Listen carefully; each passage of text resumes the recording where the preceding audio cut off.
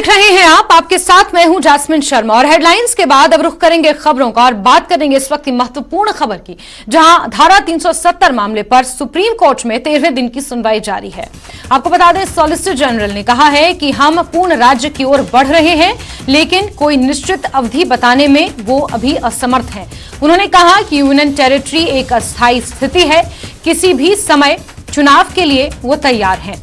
आपको बता दें कि बीती सुनवाई में सुप्रीम कोर्ट ने केंद्र सरकार को जम्मू कश्मीर को फिर से राज्य का दर्जा दिए जाने में लगने वाले समय अवधि के बारे में पूर्ण जानकारी देने को कहा था।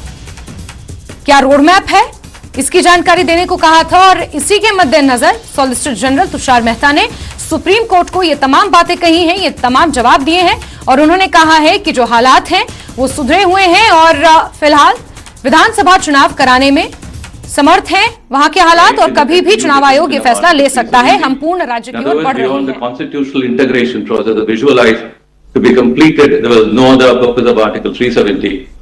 As such, no person could claim the right of permanent detention of Article 370 as a permanent integration process. The concluding observations are in paragraph 21, begins at page 39 and ends at page 40.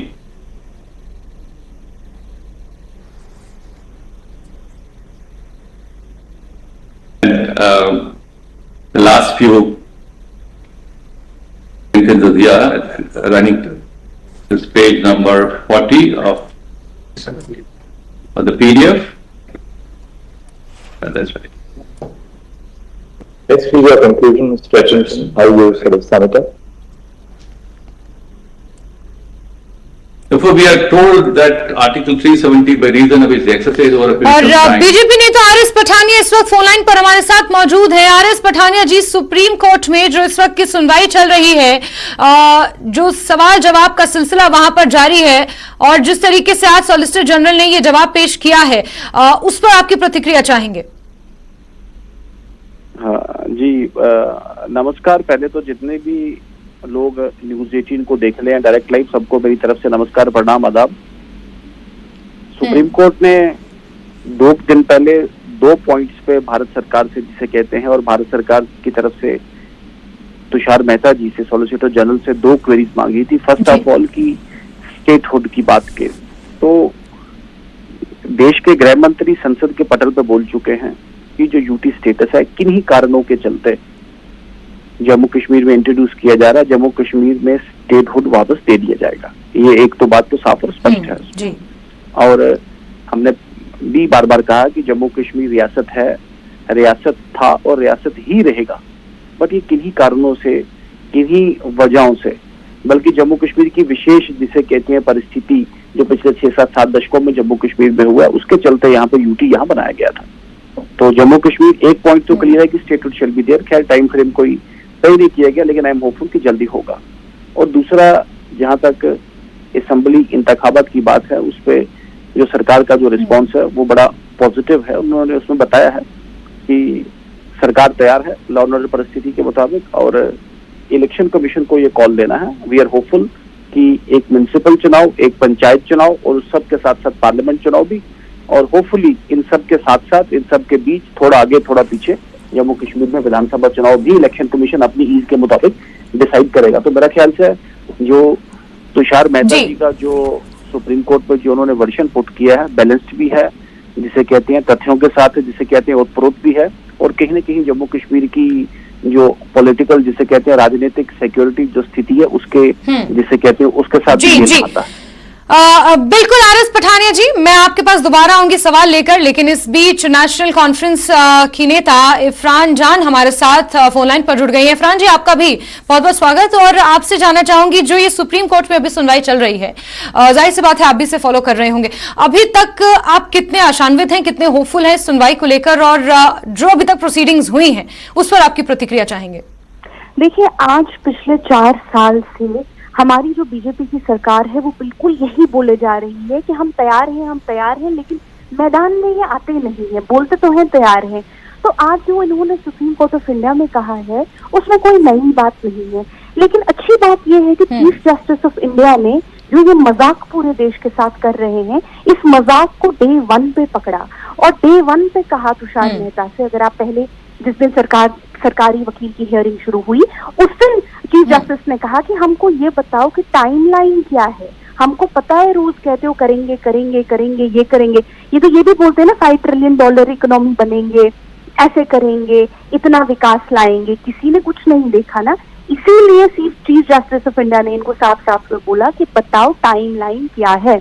और आज हमको फिर से वही चीज पता चली जो नेशनल कॉन्फ्रेंस पूरे देश को पहले दिन से बोल रही है कि इनके पास कोई टाइमलाइन ही नहीं है। इसका जवाब क्या है? ये डरते किस बात से हैं? ये मैं मुख्तसरन बोलना चाहती हूँ। ये डरते इस बात से हैं कि जो ये कहते हैं टीवी पे, नेशनल टेलीविजन पे, हमने ये किया है, हमने वो किया है, इतनी नॉर्मलसी, इतना डेवलपमेंट, जम्मू और कश्मीर की आवाम जो है जिसने उस चीज को फर्स्ट हैंड देखा है और फर्स्ट हैंड समझती है कि ऐसा कुछ नहीं हुआ है, बीजेपी सरकार को उनके सामने आने से डर लगता है। बीजेपी सरकार को डर लगता है कि जम्मू और कश्मीर की आवाम जो है वो ये तमाशे को समझती है और इनको बाहर निकाल देगी। इससे क्या होता है? इफ्रा जी, इस पर जवाब ले लेते हैं आरएस पठानिया का। आरएस पठानिया साहब, यहाँ पर नेशनल कॉन्फ्रेंस के नेता आपके ऊपर गंभीर आरोप लगा रहे हैं कि आप डरते हैं इसलिए सामने नहीं आ रहे हैं और सिर्फ आप हवाई ये दावे कर रहे हैं कि सब कुछ नॉर्मल है। साथ ही इस पर मैं एक सवाल और ये जोड़ देती हूं कि एक तरफ केंद्र सरकार ये दावा कर रही है कि जम्मू कश्मीर में सब कुछ नॉर्मल है, लेकिन उसके ऊपर ये कह रही है कि जब पूर्ण राज्यत्व का दर्जा भी अगर बहाल कर लिया जाता है आगे भविष्य में, जिस तरीके से कहा गया ये अस्थायी व्यवस्था है यूटी की, तो फिर भी कानून और लॉ एंड ऑर्डर की जो स्थिति है उसे केंद्र सरकार अपने पास ही रखना चाहेगी। इस पर भी जवाब दीजिएगा। जी, ऐसा है कि जम्मू कश्मीर की अगर राजनीतिक परिस्थिति को पिछले 6-7 दशकों में उसका एक मोटा अगर आप स्टडी, उसका एनालिसिस करें अगर, तो जम्मू कश्मीर में विशेषकर वो पॉलिटिकल पार्टीज जो सत्ता में रही और विशेषकर नेशनल कॉन्फ्रेंस इसमें आज के हालात के लिए जो ये जिम्मेवार हैं, आज इतनी बड़ी रियासत को यूटी बनाना पड़ा, क्या जरूरत थी? आज क्या जरूरत थी? पूरे देश ने ट्रस्ट किया, जम्मू कश्मीर को स्पेशल स्टेटस दिया, लेकिन अल्टीमेटली फिर ये कहीं ना कहीं वो स्पेशल स्टेटस वाला जो राग था वो कहीं ना कहीं एक मैसेज जिसे कहते हैं लोगों में दिया गया कि शायद कोई ये को भारत जिसे कहते हैं एक कोड़ियों भर का एक भाव है जो जम्मू कश्मीर ने पे किया भारत के साथ जाने के लिए। जम्मू कश्मीर को विशेष जिसे कहते हैं अपना निशान, अपना प्रधान और अपना ही जिसे कहते हैं आयन, अपना ही कानून जिसे कहते हैं संविधान दिया गया, लेकिन आखिरकार इससे हुआ कुछ नहीं। जम्मू कश्मीर में सिर्फ नफरत, लूट पाट, खून खराबा, यही जम्मू कश्मीर ने 6-7 दशकों से देखा और ये पॉलिटिकल क्लास डिलीवर नहीं कर पाई। आज एक सख्त कदम उठाना पड़ा। आई एम होपफुल अंदर खाते में कहीं ना कहीं ये भी इसको फील करते होंगे कि हमसे चूक रही है, हम इसे कर नहीं पाए और अब अगर इनसे हुआ नहीं तो कम से कम हम कर रहे हैं। थोड़ा सब्र और संयम से इसे वॉच करें। जहां तक चुनाव की बात है, जल्दी चुनाव होगा, कौन कितने पानी में ये पता लग जाएगा और जिसे कहते हैं ऊंट किस करवट बैठेगा ये भी ध्यान में आ जाएगा। आप अपनी एनर्जी जिसे कहते हैं, पहले मेरा एक विनम्र निवेदन है सब पॉलिटिकल पार्टी से कि आप कृपा करके अपनी एनर्जी पहले ही ना वेस्ट कर दें। आपने जल्दी जम्मू कश्मीर में चुनाव होगा और आपका आधार, आपकी लोगों में पेनिट्रेशन और लोगों में आपके लिए जिसे कहते हैं जो एक वो पहले वाला प्लेइंग फील्ड रिगिंग जिसे कहते हैं, तोड़ से मरोड़ से नफरत से या गैप क्रिएट करके ऐसा चुनाव तो कम से कम होने वाला नहीं। इफ्राजान जी, यहाँ पर भाजपा की तरफ से ये आरोप लग रहा है, इसमें देखिए कोई दो राय नहीं है कि लोकतंत्र की बहाली वहां पर होनी चाहिए और सीजेआई भी इस बात को अपनी टिप्पणी में शामिल कर चुके हैं। लेकिन बीजेपी की तरफ से ये आरोप लगते आ रहे हैं कि पिछले कुछ दशकों में अगर जम्मू कश्मीर के हालात पर बात की जाए तो उसके लिए रिस्पॉन्सिबल सिर्फ वहां की जो रीजनल पार्टीज है, मुख्य तौर पर नेशनल कॉन्फ्रेंस का नाम भी उसमें सम्मिलित है, वो लोग रिस्पॉन्सिबल है और यही कारण है कि जम्मू कश्मीर की आज स्थिति है कि उसे यूटी का दर्जा देना पड़ा और उसके बाद फिर आज जो मौजूदा हालात बने हुए हैं उनका इंतजार किया जा रहा है कि वो नॉर्मल आए और उसके बाद फिर जम्मू कश्मीर में विधानसभा के चुनाव हो। इसके पीछे जो हालात है उसके लिए कहीं ना कहीं ये राजनीतिक पार्टियां जिम्मेवार हैं। मजाक की बात तो ये है, अगर नेशनल कॉन्फ्रेंस के शासन में जम्मू और कश्मीर यूटी बना होता तो शायद मैं इस बात को मान भी लेती। जम्मू और कश्मीर में 2014 में बीजेपी की सरकार आई और बीजेपी की सरकार को 5 साल होने के बाद जम्मू और कश्मीर को यूटी बनाया गया। तो यहाँ पे पिछले 10 साल से जम्मू और कश्मीर बीजेपी के अंडर ऑलरेडी है। तो ये लेकिन कहना लेकिन कि इफ्रा जी, national आप ये तो conference मानेंगी, नहीं है। ये तो आप मानेंगी कि स्टोन पेल्टिंग की घटनाओं में मुझे कमी जवाब आई देते है, रहिए घुसपैठ की आप। घटनाओं में कमी आई है? देखिए, मुझे अपना पॉइंट कंप्लीट करने दे दीजिए, फिर आप सवाल करिए। जी। जम्मू और कश्मीर यूटी जो है बीजेपी के 5 साल के गवर्नेंस और रूल के बाद बना, इनके 5 साल के राज के बाद बना, और अभी तक फिर से 5 साल होने को आए हैं, अभी तक गवर्नर रूल है, directly control by the centre है, अभी भी इनको स्टेटहुड रिस्टोर करने से डर लग रहा है और नहीं कर पा रहे हैं। तो कहीं ना कहीं यहाँ पे अगर हम स्टेट से यूटी बने हैं तो बीजेपी की ही वजह से बने हैं, उन्हीं की सरकार ने बनाया है और उन्हीं की सरकार के होते हुए बने हैं, वो पहली बात। दूसरी बात, आप कहती हैं कि यहाँ पे स्टेटहुड है, नॉर्मलसी रिस्टोर हुआ है, स्टोन पेल्टिंग है। देखिए, इसमें ये इससे मैटर नहीं करता कि नेशनल कॉन्फ्रेंस क्या कहती है, उमर अब्दुल्ला साहब क्या सोचते हैं। इसका सिर्फ एक जवाब है, जम्मू और कश्मीर की जो अवाम है क्या उससे राहत पहुंची है या नहीं पहुंची है, वो इसके फर्स्ट हैंड विटनेसेस हैं। मैं तो वही बात कहूंगी जो नेशनल कॉन्फ्रेंस कहेगी, आरएस पठानिया साहब तो वही बात कहेंगे जो बीजेपी कहेगी। फर्स्ट हैंड विटनेसेस इसके जम्मू और कश्मीर की अवाम के लोग हैं, और उनसे इस बात का जवाब क्या बदलाव हुआ है असेंबली इलेक्शंस में, वो इसका जवाब देंगे। लेकिन जैसा हमने बार बार देखा है, टाल मटोल के कहेंगे करेंगे करेंगे करेंगे, लेकिन लोगों के सामने आने को ये लोग अभी तक तैयार नहीं है, क्योंकि इन्हें पता है जवाब जनता का क्या है। तो कैसे आएंगे लोगों के सामने? इनको पता है जिस जम्मू के 4 डिस्ट्रिक्टों ने मैडम इनको वोट दिया था 2014 में, जिनकी वजह से ये सरकार में आए थे, आज वो पूरे जम्मू की 4 डिस्ट्रिक्ट सड़कों पे बैठे हुए हैं। आज वो सड़कों पे गुहार लगा रहे हैं अपने कल्चर की प्रोटेक्शन को, डोगरा प्रोटेक्शन को, लैंड प्रोटेक्शन को, जॉब्स की प्रोटेक्शन को। आज वो सड़कों पे गुहार लगा रहे हैं। और ये सरकार क्या करती है? उठा के युवा राजपूत सेना के बच्चों को, पीसफुल प्रोटेस्ट करने वालों को अरेस्ट कर देती है। ये सरकार सिर्फ हम दो हमारे दो की सरकार है। इनको कॉर्पोरेट हाउसेस को लाना है, यहाँ की ये पूरी जमीन जो है बड़ी बड़ी कंपनियों को देनी है, वही इनका एजेंडा है जो उन्होंने जम्मू में किया। इनको ना तो आपके डोगरा होने से, ना तो कश्मीरी होने से, ना तो किसी भी रिलीजन का होने से फर्क पड़ता है। ये आपस में गुज्जरों को लड़वाएंगे, पहाड़ियों को आपस में लड़वाएंगे, हिंदुओं को मुसलमानों के साथ। गंभीर आरोप यहाँ पर आरएस पठानिया जी, एनसी नेता, आपके ऊपर लगा रही हैं। साथ ही एक सवाल ये भी खड़ा हो रहा है आरएस पठानिया जी, साथ ही ये भी सवाल है कि गवर्नर रूल भी एक्सीड कर चुका है, इस पर भी सवाल खड़े हो रहे हैं। और एक जो आरोप इरफा जान लगा रही है कि जम्मू कश्मीर की आवाम से पूछ लेना चाहिए कि वहां पर क्या स्थिति है, उस पर भी आपका जवाब चाहूंगी।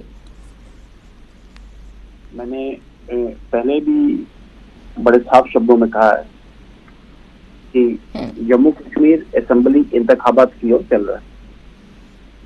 2005 का 2019 का जो कानून है उसके तहत यहाँ पे पार्लियामेंट कमीशन, डिलिमिटेशन कमीशन का गठन किया गया था, और उस डिलिमिटेशन कमीशन ने बहुत ही साइंटिफिक तरीके से अपनी जो रिपोर्ट, और उस रिपोर्ट के बाद कॉम्प्रिहेंसिव वोटर रिवीजन, चूंकि असेंबली का बॉर्डर बदला, तो वो रिपोर्ट से कहते हैं नवंबर 2022 में वोटर रिवीजन खत्म हुआ, अब दूसरा वोटर रिवीजन चल रहा है।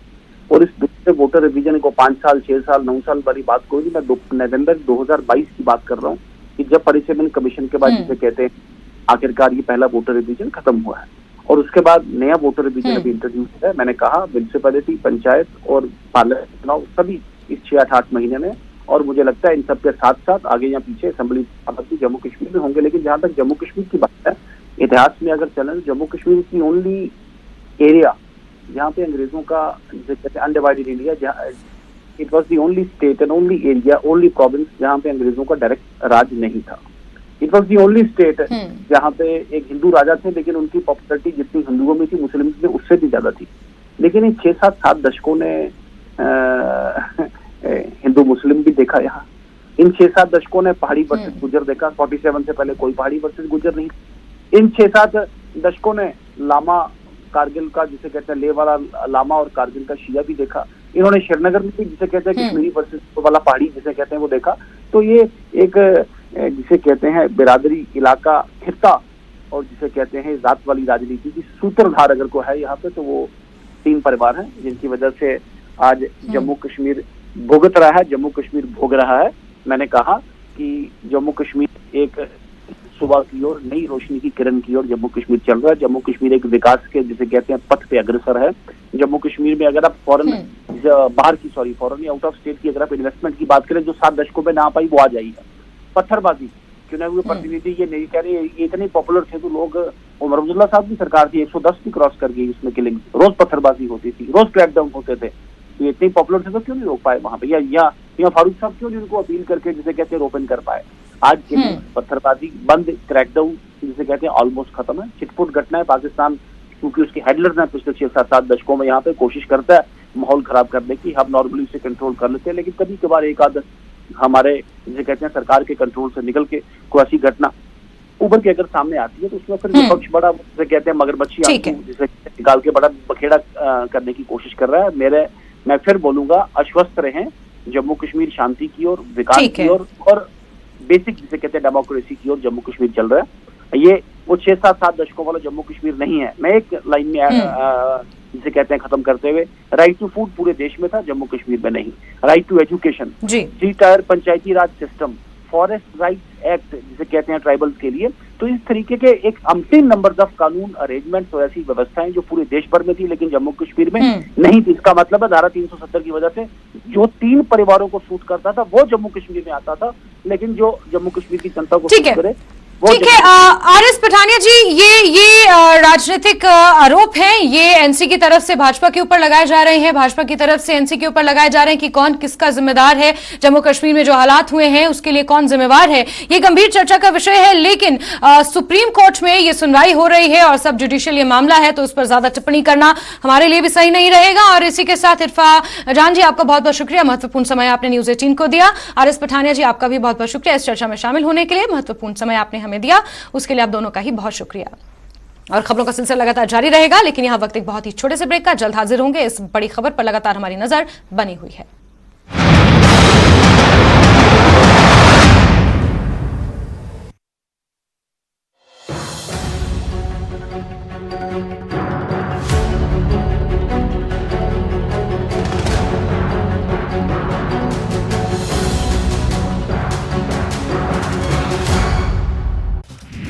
आईएएस अफसर की वायरल चिट्ठी के मामले में शिमला पुलिस को मिली बड़ी कामयाबी। पुलिस ने फर्जी पत्र की मूल कॉपी की बरामद। आरोपी मनोज ने फर्जी पत्र को किया था वायरल।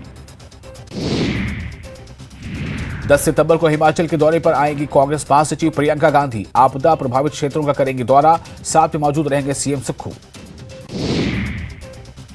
सीएम सुक्खू ने मंडी में राहत कार्य के लिए वायुसेना का जताया आभार। वायुसेना ने मंडी के दुर्गम इलाकों तक 34 टन राहत सामग्री पहुंचाने के लिए 5 दिनों में भरी थी 23 उड़ानें।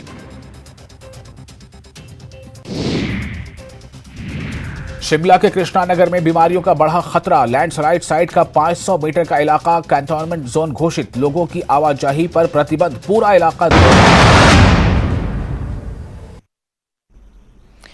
और ब्रेक के बाद एक बार फिर से आपका स्वागत है। तो आपको बता दें, सुप्रीम कोर्ट में अनुच्छेद 370 को लेकर 13वें दिन की सुनवाई जारी है और केंद्र सरकार की तरफ से अटॉर्नी जनरल और सॉलिसिटर जनरल तुषार मेहता ने कई जवाब पेश किए हैं। बहरहाल आगे बढ़ते हैं खबरों में। और निर्वासित तिब्बती संसद के सदस्य की प्रेस कॉन्फ्रेंस हो रही है, मीडिया से वो बातचीत कर रहे हैं, वो भी आपको दिखाएंगे। लेकिन आपको बता दें कि अनुच्छेद 370 पर लगातार निरंतर सुनवाई जारी है। सीजेआई ने कई तीखे सवाल, very short submission on each of these headings.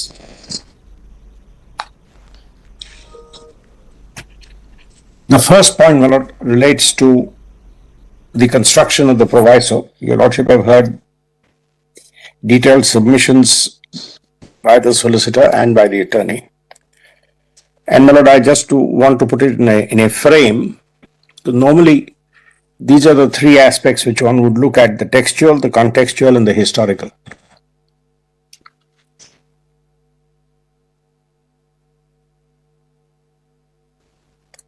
We have, and the solicitor read it out to your honor. The author of the provision and the list of dates given by the solicitor sets out in detail the confabulations, including differences of opinion on whether there should at all be a special treatment of Kashmir. Then, Gopal Swami Iyengar's draft, its brief discussion and its adoption by the Constituent Assembly. Court में ये सुनवाई जारी है। आपको बता दें, अनुच्छेद 370 पर 13वें दिन की सुनवाई जारी है। केंद्र सरकार की तरफ से सॉलिसिटर जनरल तुषार मेहता ने कई जवाब पेश किए हैं और ज्यादा बातचीत के लिए Ravindra Sharma, chief spokes person, हमारे साथ इस वक्त फोनलाइन पर मौजूद हैं। कांग्रेस के चीफ स्पोक्स पर्सन है रविंद्र शर्मा जी, आपका बहुत स्वागत करती हूँ न्यूज 18 पर। और जिस तरीके से ये सुनवाई सुप्रीम कोर्ट में हो रही है और जो जवाब पेश किया गया है केंद्र सरकार की तरफ से, उस पर आपकी प्रतिक्रिया चाहूंगी, आपका रिएक्शन। देखिए, बात यह है कि माननीय सुप्रीम कोर्ट जिस इंटरेस्ट से जम्मू कश्मीर में चुनाव के बारे में और रियासत के बारे में केंद्र सरकार को सवाल पूछ रहा है, ये बहुत राहत की बात है कि जम्मू कश्मीर के अवाम जो है वो जल्द चुनाव चाहते हैं। सुप्रीम कोर्ट के फैसले हैं कि जहाँ पे असेंबली भंग हो, डिसॉल्व हो, वहाँ 6 महीने के बुनियाद के अंदर चुनाव होने चाहिए। 5 साल से ज्यादा हो गया और सरकार जो है गोलमोल जवाब देती है कि चुनाव आयोग फैसला करेगा। हमें समझ नहीं आती, या तो चुनाव आयोग सेंट्रल गवर्नमेंट के इन दावों से सेटिस्फाइड नहीं है कि हालात बिल्कुल सामान्य हैं, या चुनाव आयोग को होम मिनिस्ट्री और गवर्नमेंट ऑफ इंडिया क्लियरेंस नहीं देती। नहीं तो चुनाव आयोग को जम्मू कश्मीर के आवाम से क्या दुश्मनी है, इसलिए वो तो चुनाव आयोग पे डाल देते हैं। और दूसरा, स्टेटहुड के बारे में पार्लियामेंट में भी कमिटमेंट थी, 4 साल से ज्यादा हो गया और वो स्टेट को रिस्टोर नहीं किया जाता। इसलिए हम चाहेंगे कि माननीय सुप्रीम कोर्ट कोई टाइम बाउंड मैनर में सरकार से वादा ले कि 6 महीने में चुनाव करेंगे, 1 साल में करेंगे, स्टेट का बहाल करेंगे, चुनाव से पहले बहाल करेंगे, बाद में रिस्टोर करेंगे। ये अहम सवालात हैं और जम्मू कश्मीर का हर बच्चा आवाम जो है इस पे वो नजर रखे हुए है और सुप्रीम कोर्ट पे बहुत बड़ा विश्वास है। 370 और 35A पे सुप्रीम कोर्ट विस्तारित बहस सुन रहा है और फैसला आएगा, लेकिन रिस्टोर होना चाहिए स्टेट इमीडिएटली। और चुनाव के बारे में ये फौरन कमिटमेंट होनी चाहिए। इलेक्शन कमीशन से भी पूछा जाए कि आपको क्या रुकावट आ रही है, जब सेंट्रल गवर्नमेंट ये कहती है कि हम चुनाव के लिए तैयार हैं, तो फिर इलेक्शन कमीशन भी तो सुप्रीम कोर्ट के जवाबदेह है। तो क्या रविंद्र शर्मा जी ये मान लिया जाए, जी रविंद्र शर्मा जी, क्या ये मान लिया जाए कि चुनाव आयोग पर सवाल खड़े किए जा रहे हैं?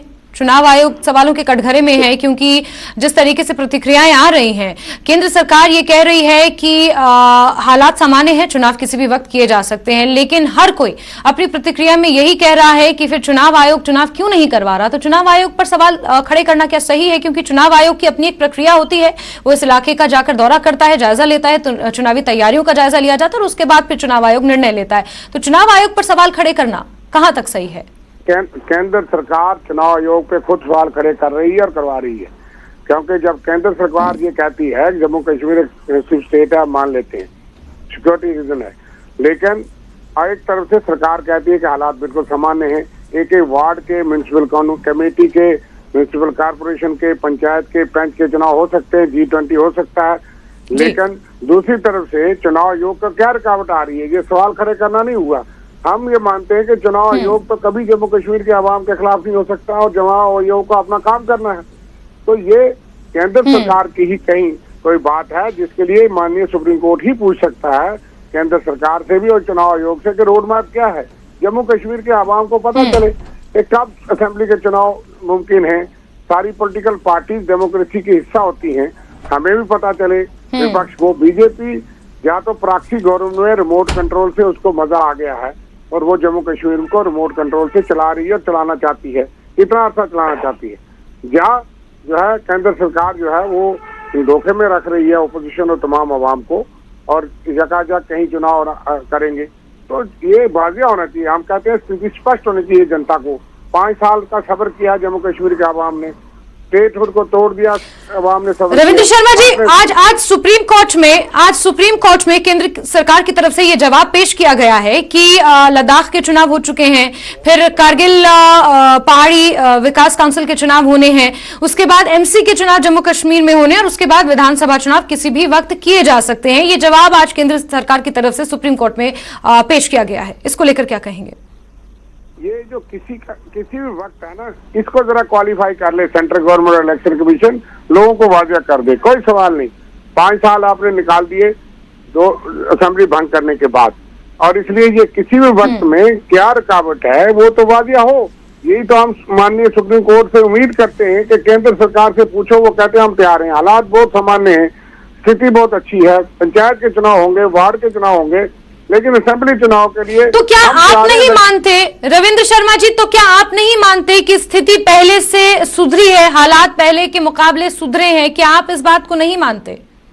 देखिए, हम सब कुछ मानते हैं अगर वो चुनाव कराने के तैयार हैं।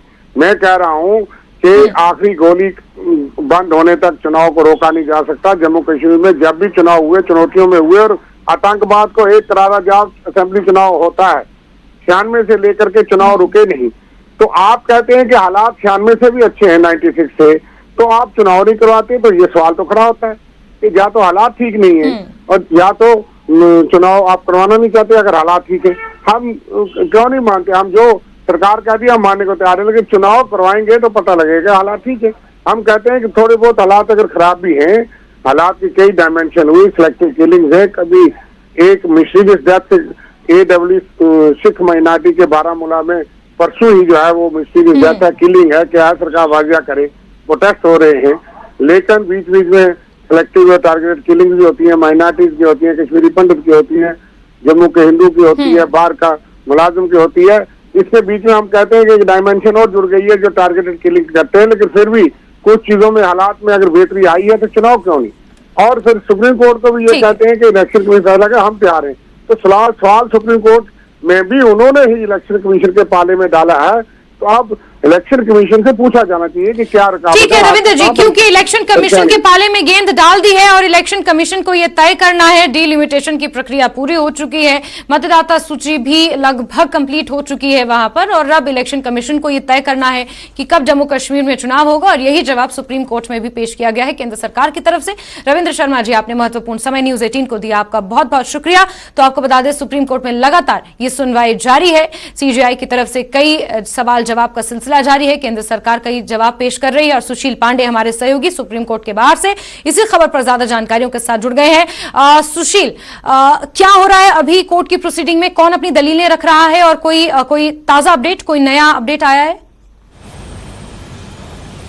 जी देखिए, फिलहाल इस पूरे मामले में जो ताज़ा अपडेट है उसमें साफ तौर से अगर हम देखें तो केंद्र सरकार की तरफ से जो एक रोड मैप है वो सुप्रीम कोर्ट के समक्ष रख दिया गया है कि जम्मू कश्मीर में आर्टिकल 370 को हटाने के बाद जैस्मिन किस तरह के बदलाव देखे गए, किस तरह वहां पर पर्यटन बढ़ा है, स्टोन पेल्टिंग की घटनाओं में रिकॉर्ड कमी आई है, और साथ ही साथ ये बताया गया है कि अब जो स्कूल हैं, कॉलेजेस हैं, हॉस्पिटल्स हैं वो खुलने लगे हैं। तो ये तमाम जो जानकारी फिलहाल सुप्रीम कोर्ट को सॉलिसिटर जनरल के द्वारा दिया गया है वो फिलहाल सुप्रीम कोर्ट के समक्ष रखा गया है। हालांकि जो सबसे महत्वपूर्ण बात था जिस पर संविधान पीठ केंद्र सरकार से उनका व्यू जानना चाह रही थी, उसमें साफ तौर से चुनाव एक बड़ा फिलहाल व्यू था, जिसको लेकर आज सुप्रीम कोर्ट में केंद्र सरकार की तरफ से कहा गया है कि चुनाव की प्रक्रिया को लेकर केंद्र सरकार लगभग तैयार है। वोटर लिस्ट की जो प्रक्रिया है वो पूरी हो चुकी है। आखिरी फैसला केंद्रीय चुनाव आयोग और राज्य चुनाव आयोग को लेना है कि किस तरह वहां पर चुनाव इनिशिएट कराए जाएं। त्रिस्तरीय चुनाव की बात फिलहाल केंद्र सरकार के द्वारा जैस्मिन कही गई है, जिसमें पंचायत चुनाव के साथ साथ म्युनिसिपल कॉरपोरेशन के जो चुनाव हैं वो होने हैं, और साथ ही साथ विधानसभा जो चुनाव है उसको लेकर भी जानकारी दी गई है। एक जानकारी केंद्र सरकार की तरफ से यह भी कहा गया है कि जो फिलहाल जम्मू कश्मीर अंशकालिक समय के लिए जो फिलहाल अभी केंद्र शासित प्रदेश बनाया गया है उसको पूर्ण राज्य का दर्जा केंद्र सरकार कब तक देगी, जिस पर आज सॉलिसिटर जनरल की तरफ से कहा गया है कि उन्हें फिलहाल इस मामले में कोई इंस्ट्रक्शंस नहीं मिला है कि समय सीमा क्या होगी पूर्ण राज्य के दर्जे को देने को लेकर। लेकिन जम्मू कश्मीर के जो हालात फिलहाल बदले हैं उसकी जानकारी फिलहाल सुप्रीम कोर्ट में दी गई है। एक और बड़ी जानकारी फिलहाल केंद्र सरकार के द्वारा दी गई है, जिसमें ये कहा गया है कि जिस तरह वहां पर अलगाववादी संगठन बहुत ज्यादा एक्टिव थे, जिसमें युवाओं को बरगलाने की कोशिश की जाती थी, उसको फिलहाल कम किया गया है। यानी कि जो युवा हैं वो जम्मू कश्मीर में अब मुख्य धारा से उनको जोड़ा जा रहा है। साथ ही साथ इस पूरे मामले में अटॉर्नी जनरल की तरफ से आज कई बातें भी कही गई, लेकिन कपिल सिब्बल ने इस पूरी दलील का विरोध किया। उनकी तरफ से कहा गया कि यहाँ फिलहाल जो मामला सुप्रीम कोर्ट के समक्ष है वो संवैधानिक पहलुओं पर है, लिहाजा सुप्रीम कोर्ट की संविधान बेंच वहाँ के डेवलपमेंट पर विचार न करके ये देखे कि जम्मू कश्मीर में आर्टिकल 370 को हटाने को लेकर जो फिलहाल प्रक्रिया केंद्र सरकार के द्वारा अपनाई गई है क्या वो सही है या फिर नहीं। चीफ जस्टिस की तरफ से कहा गया कि निश्चित रूप से संविधान पीठ जी बताएं। जी सुशील, तो क्या इस चीज को ऐसे समझा जाए कि ये दो बातें हैं, दो पैरेलल जो बहस है वो सुप्रीम कोर्ट में इस वक्त छिड़ी हुई है। एक ये कि जहां सीजेआई डीवाई चंद्रचूड़ ने जवाब तलब किए हैं केंद्र सरकार से कि क्या टाइम फ्रेम होना चाहिए और वहां पर लोकतंत्र की बहाली को लेकर आप क्या कदम उठा रहे हैं, और जो तमाम डेवलपमेंट्स इस दौरान जम्मू कश्मीर में हुई है उसे आधार बनाया है केंद्र सरकार ने। वहां पर रिकॉर्ड तोड़ चाहे टूरिस्ट आए हो या फिर जो निवेश आया हो, वहां पर जो हालात बदले हो, जो घुसपैठ की जो घटनाएं उनमें कमियां, इन तमाम चीजों को आधार बनाकर ये केंद्र सरकार की तरफ से कहा गया है कि इन सब चीजों के मद्देनजर हम पूर्ण राज्यत्व की तरफ बढ़ रहे हैं। और दूसरी तरफ पैरेलली यहां पर एक बहस और छिड़ी हुई है कि जो अनुच्छेद 370 को हटाने की प्रक्रिया जम्मू कश्मीर में अपनाई गई, क्या वो संवैधानिक तरीके से अपनाई गई या फिर उसके पीछे क्या कुछ आधार थे? क्या इस बात को ऐसे समझा जा सकता है आसान शब्दों में, सुशील? जी देखिए, सुप्रीम कोर्ट के समक्ष फिलहाल जो बात है वो इसी बात पर फिलहाल विवाद है कि जो प्रक्रिया अपनाई गई क्या वो संविधान के दायरे में रहकर अपनाई गई या फिर वो संविधान के खिलाफ है। सुप्रीम कोर्ट के समक्ष जब बहस चल रही थी उस समय जम्मू कश्मीर के जो अभी ताजा हालात है उसकी जानकारी सुप्रीम कोर्ट के समक्ष रखनी बेहद आवश्यक है, क्योंकि वो भी सुनवाई का हिस्सा है कि आर्टिकल 370 को जो हटाया गया, उस हटाने के बाद क्या वाकई उस राज्य में कोई परिवर्तन देखने को मिला या फिर नहीं। और इसीलिए सुप्रीम कोर्ट की संविधान पीठ में डीवाई चंद्रचूड़ इस दिशा में आगे बढ़ रहे थे। कपिल सिब्बल की तरफ से जो दलील दी गई, उस दलील में सबसे महत्वपूर्ण बात यह थी कि वहां पर राज्य के डेवलपमेंट को लेकर सुप्रीम कोर्ट की संविधान पीठ कोई भी फैसला ना ले, जिस पर सॉलिसिटर जनरल ने कहा कि किसी भी राज्य का विकास उसके आड़े में नहीं आता है। अगर किसी भी राज्य का विकास हो रहा है तो विकास के स्तर पर हमें बात करना चाहिए, ना कि जो प्रक्रिया है उसको लेकर। चूंकि सुप्रीम कोर्ट के समक्ष जो मामला है वो इसी विषय पर है कि केंद्र सरकार के पास पर्याप्त अधिकार नहीं है आर्टिकल 370 को हटाने को लेकर। चीफ जस्टिस ने भी आज कपिल सिब्बल की इस दलील को सुनने के बाद उसमें एक तथ्य जोड़ा। उन्होंने कहा कि जो रोड मैप का मामला है वो सुप्रीम कोर्ट के समक्ष उन तथ्यों को जानने का है, लेकिन सुप्रीम कोर्ट ये बेहतर समझता है कि सुप्रीम कोर्ट के समक्ष जो याचिकाएं दाखिल की गई हैं उन याचिकाओं में संवैधानिक पहलुओं पर विचार होना है और केंद्र सरकार के द्वारा अपनाए गए रवैये को तय करना है। तो सुप्रीम कोर्ट ने आज कपिल सिब्बल को इस मामले में क्लियर कर दिया है कि सुप्रीम कोर्ट ये बेहतर समझता है कि यहाँ पर जो विषय है वो किन पहलुओं पर है, लेकिन चूंकि एक मजबूत लोकतंत्र को बनते हुए देखना किसी भी राज्य के लिए बहुत जरूरी है, लिहाजा वहां के राज्य में किस प्रकार के बदलाव हुए हैं ये भी सुप्रीम कोर्ट को जाना बेहद आवश्यक है। कपिल सिब्बल की तरफ से कहा गया कि बड़े स्तर पर वहां पर बड़े नेताओं को नजरबंद किया गया है, इसको एक मजबूत लोकतंत्र कैसे कहा जा सकता है। हालांकि चीफ जस्टिस ने कहा कि निश्चित रूप से वो इस पूरे मामले पर आने वाले समय में विचार करेंगे। अटॉर्नी जनरल की तरफ से फिलहाल दलीलें पूरी कर ली गई हैं। अटॉर्नी जनरल से चीफ जस्टिस ने कहा है कि अगर इस पूरे मामले में उनको और भी कुछ कहना है तो वो दोपहर के बाद अपनी दलीलें रख सकते हैं। अब फिलहाल सफाई कर्मचारी संघ की तरफ से, हरीश साल्वे की तरफ से दलीलें फिलहाल सुप्रीम कोर्ट के समक्ष रखी जा रही हैं। सुप्रीम कोर्ट में दलीलें ये रखी जा रही हैं कि जम्मू कश्मीर में सफाई कर्मचारियों को नौकरी ना देना भी आर्टिकल 35A के दायरे में आता है और इसीलिए उन्होंने आर्टिकल 370 जो हटाया गया है उसका समर्थन करते हुए अपनी दलीलें कोर्ट में रख रहे हैं। Jasmine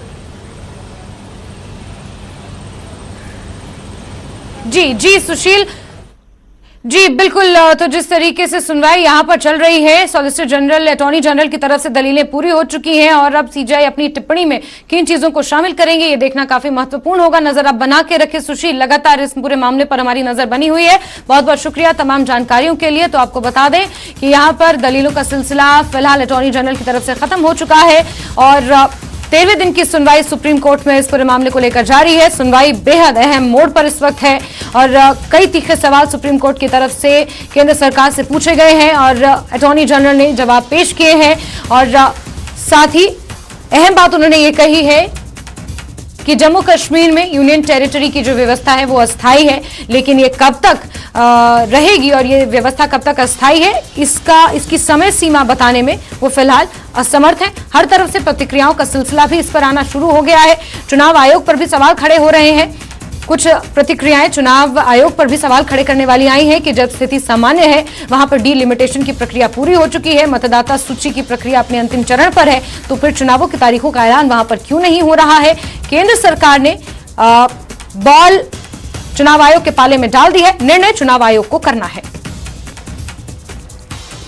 solicitor general Tushar Mehta ने यह साफ किया है कि सेंट्रल गवर्नमेंट इलेक्शन के लिए तैयार है जम्मू कश्मीर में, इस पे हम इलेक्शन लेंगे। Farmer deputy CM Kavinder Gupta हमारे साथ मौजूद हैं। सर, सॉलिसिटर जनरल की इस बात को आप कैसे देखते हैं? आपको लगता है कि इलेक्शन जल्द होने चाहिए? हालांकि वोटिंग लिस्ट का उन्होंने कहा है कुछ हद तक उसका काम पेंडिंग है, वो भी जल्द ही मुकम्मल कर लिया जाएगा। देखिए, भारतीय जनता पार्टी पहले से ही कह रही है कि माहौल साजगार होगा तो इलेक्शन करवाए जा सकते हैं और उसके लिए डिलिमिटेशन प्रोसेस भी खत्म हो गया है। और प्रधानमंत्री जी ने संसद के पटल पर भी ये बात कही है। ये प्रेरोगेटिव है इलेक्शन कमीशन ऑफ इंडिया का। भारतीय जनता पार्टी भी चाहती है कि लोकतांत्रिक सरकार बने। तो मुझे लगता है कि जम्मू कश्मीर में एक लोकतांत्रिक व्यवस्था पुनः कायम हो, उसके लिए सरकार ने तुषार मेहता जी के माध्यम से ये बात कह दी। आपको क्या लगता है किस वक्त सही जो है टाइम वक्त होगा यहाँ जम्मू कश्मीर में इलेक्शन करवाने के लिए? देखिए, इलेक्शन का पिछले साल भी दिसंबर में इलेक्शन हुए थे, जो 2014 में। तो जब भी इलेक्शन हो हम उसके लिए तैयार हैं। तो इलेक्शन कमीशन जब डिक्लेयर करता है उसके लिए प्रॉपर जो टाइम दिया जाता है वो करने के बाद सब संभव हो पाएगा। तो बीजेपी भी चाहती है जल्द से जल्द यहाँ पे इलेक्शन हो, और जब भी इलेक्शन कमीशन ऑफ इंडिया यहाँ इलेक्शन का बिगुल बजाएगा तो बीजेपी तैयार है इलेक्शन के लिए। कैमरामैन आशु के साथ Rajan Vaid, news 18 Jammu. From the statements that have come from the central government in the past 4 years. So I'm disappointed, not because of JNK, but partly because of judiciary. This is the highest pedestal of judiciary, and if they ask a question and the answer is same, as ambiguous as it was 4 years back, as evasive as it was 4 years back, then I think it's a matter of concern. There has been no, again, timeline given to this. That's what I'm saying. There is no timeline. There is absolutely no timeline. And even the arguments being presented, I'm not a lawyer, but I see a lot of political arguments, but no legal argument. And to be very honest with you, if, for example, I'm using the word if, and if we accept whatever the government of India has to say, that there were problems in J&K, development, employment, does that mean that every state in India whose indicators of employment and development are lagging will be converted into a UT?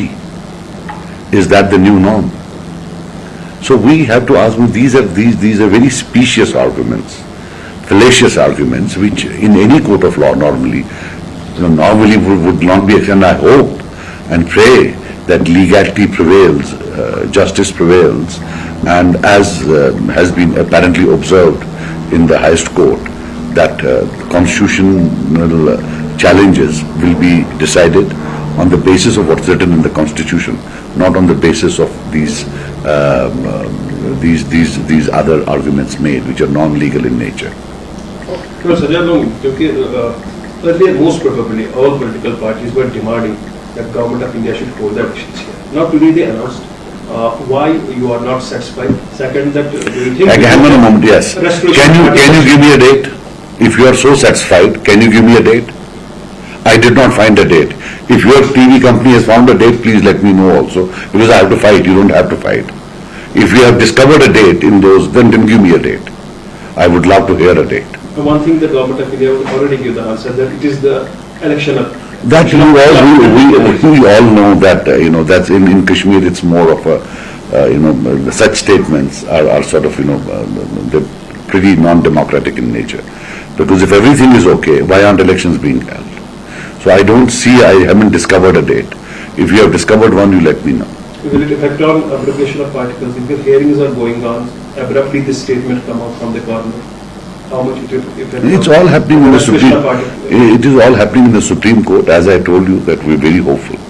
The case is very strong. You don't need to be a great lawyer or a great genius or rocket scientist to actually see that the weight of the argument from both sides. How legally weighty one argument was. and how weightless in the context of legality the other argument is. For a moment, okay, we accept they announced that election, but what about the restoration of the state? Yeah, that's what I'm saying, that even on statehood they are evasive. See, the bigger question, as I said, is that is J&K still a special state? And is this ill treatment just meant for J&K? Or would this be a new norm wherein states will be converted into UTs? This is something which Supreme Court probably needs to also think about, ponder about. And people of India especially need to ponder about. What is your next step as a political? We really can't do, I mean, say, what can we do? India, we are a very big country, there is a central government and, it seems that all the might of the central government is meant for the people of J&K.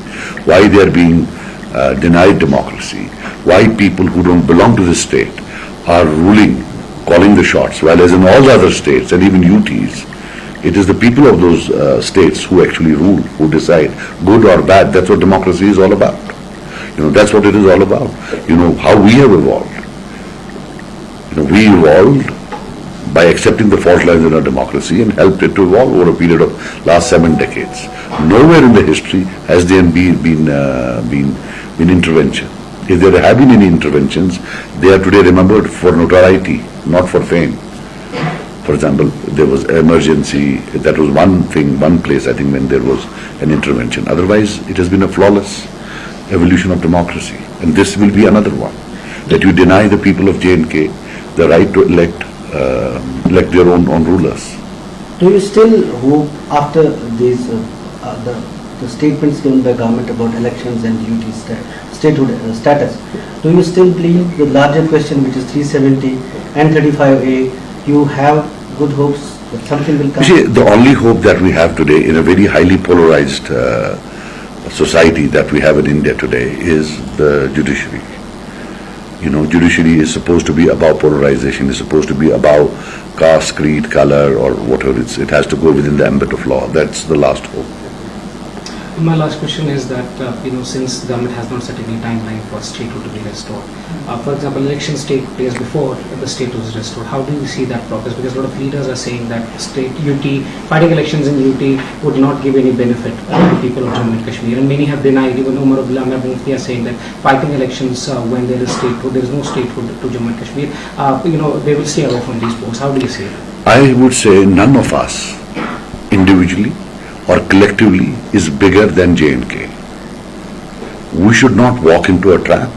Maybe the government of India wants that everybody should stay away and they elect their own new band and create new stakeholders, who might be inimical to the interest of inimical to interest of J&K.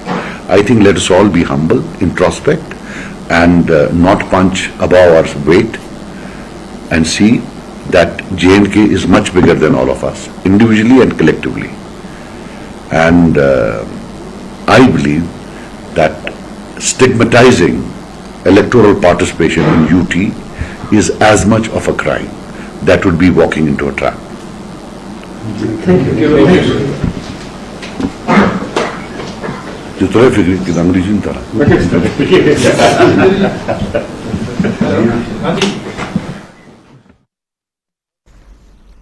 तो आप ये सीधी press conference देख रहे थे। Sajjad Lone People's Conference party के नेता press conference कर रहे थे और उन्होंने केंद्र सरकार पर कई तरह के निशाने साधे और उन्होंने कहा कि सुप्रीम कोर्ट में भी केंद्र सरकार की तरफ से वही घिसे पिटे जवाब पेश किए जा रहे हैं जो वो इतने साल से कह रहे हैं कि नॉर्मलेंसी है, लेकिन चुनाव यहां पर बहाल नहीं हो रहे। लोकतंत्र की जो प्रक्रिया है वो यहां पर जल्द से जल्द होनी चाहिए, वो भी यही बात कह रहे हैं। और सुप्रीम कोर्ट में जिस तरीके से सुनवाई चल रही है उसी के मद्देनजर, उसी के इर्द गिर्द उन्होंने अपनी ये प्रेस कॉन्फ्रेंस की और केंद्र सरकार पर यहां पर उन्होंने निशाना साधा है।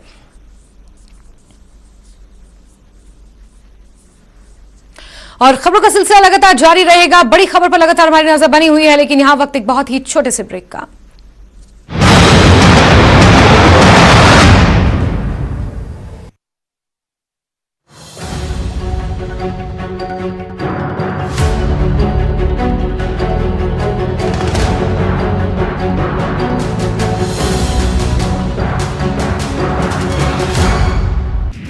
आईएएस अफसर की वायरल चिट्ठी के मामले में शिमला पुलिस को मिली बड़ी कामयाबी। पुलिस ने फर्जी पत्र की मूल कॉपी की बरामद। आरोपी मनोज ने फर्जी पत्र को किया था वायरल। 10 सितंबर को हिमाचल के दौरे पर आएंगी कांग्रेस महासचिव प्रियंका। आईएएस अफसर की वायरल चिट्ठी के मामले में शिमला पुलिस को मिली बड़ी कामयाबी। पुलिस ने फर्जी पत्र की मूल कॉपी की बरामद। आरोपी मनोज ने फर्जी पत्र को किया था वायरल।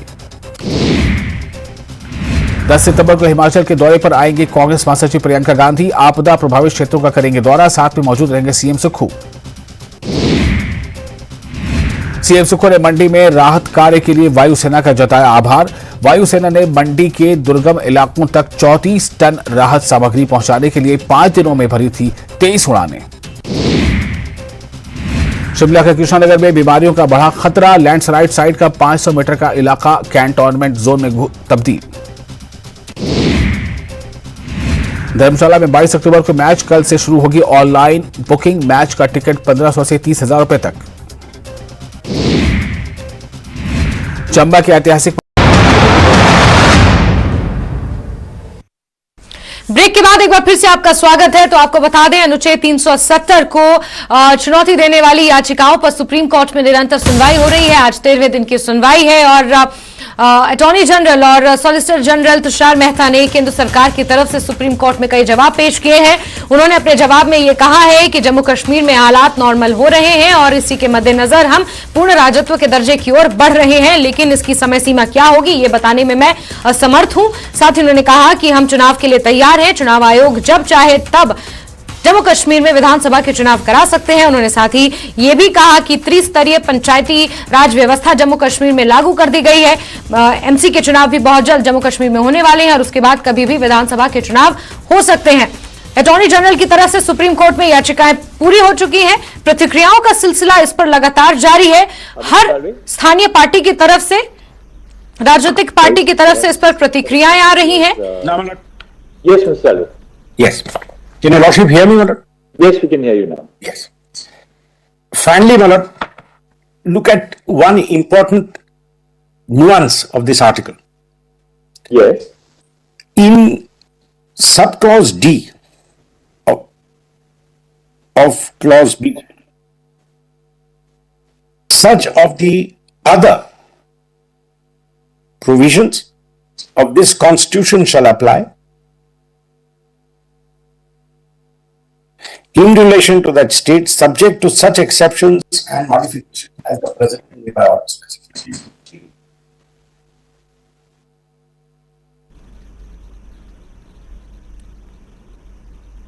सर, जो तुषार मेहता ने ये कहा है कि इलेक्टोरल रोल्स जो हैं, इलेक्टोरल रोल्स अपडेट हो रहे हैं और काफी हद तक अपडेट हो चुके हैं, काम पूरा हो चुका है। सरकार तैयार है इलेक्शन करवाने के लिए, लेकिन अंतिम फैसला जो है इलेक्शन कमीशन ऑफ इंडिया को लेना है। आप किस तरह से देखते हैं? ये जो फैसला है, लोग इस बात का इंतजार कर रहे हैं कि चुनाव कब अनाउंस होंगे। अब सुप्रीम कोर्ट में तुषार मेहता जी ने जो ये कहा है कि हम तैयार हैं, वो पहले भी कहते आए हैं कि इलेक्शन तैयार हैं, और जो इलेक्टोरल रोल्स का बहाना ये कर रहे हैं वो ऐसा नहीं है। वो बहुत अरसा पहले उसकी रिवीजन हो चुकी है, उसके रोल्स भी सामने आए हैं, लेकिन सवाल यह है कि वो अभी ये इलेक्शन कमिश्नर के ऊपर डाल रहे हैं कि उनको फैसला करना है, वो करेंगे तो फिर हम करेंगे। तो जब इलेक्शन कमिश्नर को पूछते हैं तो वो कहते हैं जब गवर्नमेंट कहेगी कि हालात ठीक हैं तो फिर करेंगे। तो इसलिए ये वेलकम स्टेप है कि अगर वो चुनाव अनाउंस करते हैं, जब तक चुनाव अनाउंस नहीं हो तब तक गैसिंग होगी। अब सुप्रीम कोर्ट के अंदर ये चीज चल रही है, उसके ऊपर तो हम ज्यादा बहस नहीं करेंगे। वो कल वहां से क्या फैसला आता है वो तो उनके ऊपर हम नहीं छोड़ेंगे, लेकिन हम अभी जो तुषार मेहता साहब कह रहे हैं इस पर कितना भरोसा किया जाए, कितना ना किया जाए, जब तक इलेक्शन अनाउंस नहीं होंगे जम्मू कश्मीर में। और कभी एक बहाना होता है, कभी दूसरा बहाना होता है। गवर्नमेंट कहती है हालात ठीक हैं, सब कुछ ठीक है, तो हम 3 साल से कह रहे हैं कि जब हालात ठीक है तो चुनाव कराओ। और चुनाव के साथ जो दूसरी चीज है कि स्टेट का दर्जा भी बहाल करो। सुप्रीम कोर्ट में तो ये भी बहस चल रही है कि स्टेट को दर्जा जो है, यूनियन टेरिटरी में चुनाव कराना ऐसे ही है जैसे म्युनिसिपैलिटी है, तो स्टेट का दर्जा बहाल हो ताकि यहाँ के लोग नुमाइंदे बने। जो बड़े बड़े फैसले होते हैं वो फैसले लोगों के नुमाइंदे करें। स्टेट का दर्जा बढ़ाने की जहां तक बात है तो तुषार मेहता का ये कहना है कि यहां जम्मू कश्मीर में जो एलजी का प्रशासन है, काफी प्रोजेक्ट्स चल रहे हैं, डेवलपमेंट का काम हो रहा है। उन्होंने उसका पूरा ब्यौरा दे दिया और साथ ही ये कहा कि लगातार ये कोशिशें हो रही है कि स्टेटहुड दिया जाए, लेकिन अभी वो कुछ उस पर नहीं कह पाएंगे। क्या कहेंगे आप? कोई डेवलपमेंट का काम नहीं हो रहा है, लोगों के ऊपर बोझ डाल रहे हैं। कोई डेवलपमेंट का काम नहीं हो रहा है, लोगों को बेवकूफ बना रहे हैं, वो बनाते जाएं। कोई ऐसा मसला नहीं है। ये जो सेटअप है ब्यूरोक्रेटिक सेटअप, ये किसी भी मुतबादल डेमोक्रेटिक सेटअप का मुतबादल नहीं हो सकता है। जितने भी फैसले लिए जा रहे हैं वो लोगों के खिलाफ हैं, लोगों के उस इंटरेस्ट के खिलाफ है। लोगों के जो नुमाइंदे होते हैं वो जो फैसला करते हैं उसमें लोगों की विल शामिल होती है। तो इसलिए ये फैसले जो लिए जा रहे हैं वो तब तक जब वो लोग इलेक्ट होके आएंगे उनको बाज़ाब्ता तौर पे पता लगेगा भाई क्या सूरत है। तो इसलिए क्योंकि ये जो सेटअप बना हुआ है, हम 3 साल से तो 4 साल होने लगे, अब इंतजार कर रहे हैं कि डेमोक्रेटिक सेटअप बहाल हो जाए। डेमोक्रेसी जब बहाल नहीं होगी तो ये ब्यूरोक्रेटिक सेटअप किसी को मंजूर नहीं।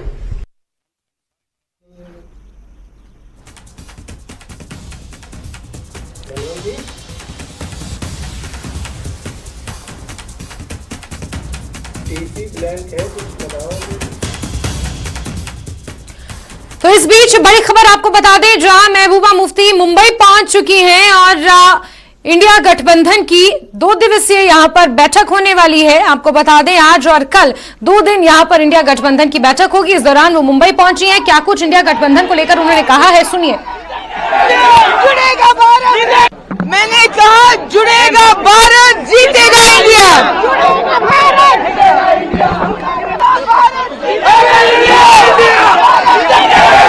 जुड़ेगा भारत, जुड़ेगा भारत, मैंने कहा जुड़ेगा भारत।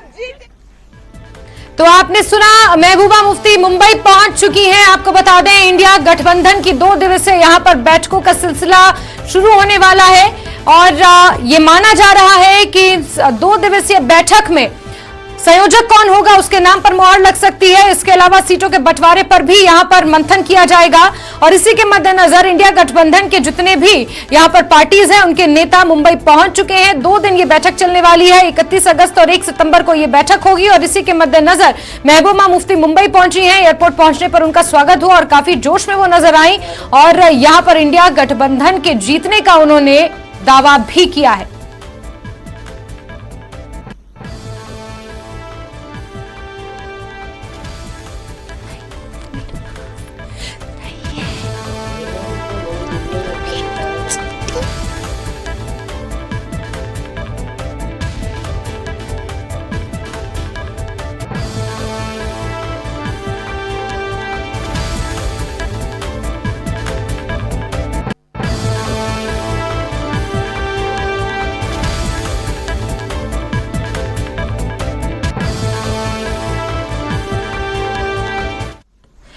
और इस बीच बात कर रहे हैं सुप्रीम कोर्ट में अनुच्छेद 370 पर निरंतर सुनवाई चल रही है। प्रतिक्रियाएं यहां पर आ रही हैं, हर एक पार्टी की तरफ से प्रतिक्रिया यहां पर दी जा रही है। खासतौर पर जम्मू कश्मीर की जो स्थानीय राजनीतिक पार्टियां हैं उनकी तरफ से प्रतिक्रिया आ रही है और हर कोई जम्मू कश्मीर में विधानसभा चुनाव करवाने की बात कह रहा है।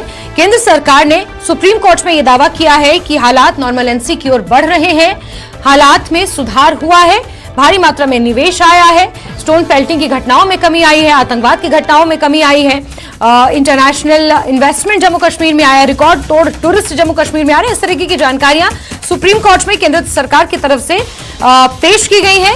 आपको बता दें कि 12वें दिन की सुनवाई में सीजेआई ने सुप्रीम कोर्ट में केंद्र सरकार से कई तीखे सवाल पूछे थे, जिसमें उन्होंने रोड मैप क्या है, इस अस्थायी व्यवस्था को स्थायी करने के लिए कोई समय सीमा है, इस तरीके के तमाम सवाल पूछे थे। लोकतंत्र की बहाली के लिए क्या कुछ ठोस कदम उठाए जा रहे हैं, यह सवाल सीजेआई ने पूछा था और इसी के मद्देनजर आज अटॉर्नी जनरल और सॉलिसिटर जनरल तुषार मेहता ने ये जवाब सुप्रीम कोर्ट में पेश किए हैं और उन्होंने साफ शब्दों में ये कहा है कि चुनाव आयोग को ये तय करना है और किसी भी वक्त चुनाव आयोग विधानसभा के चुनाव करने का निर्णय ले सकता है। केंद्र सरकार इसके लिए पूरे तरीके से तैयार है।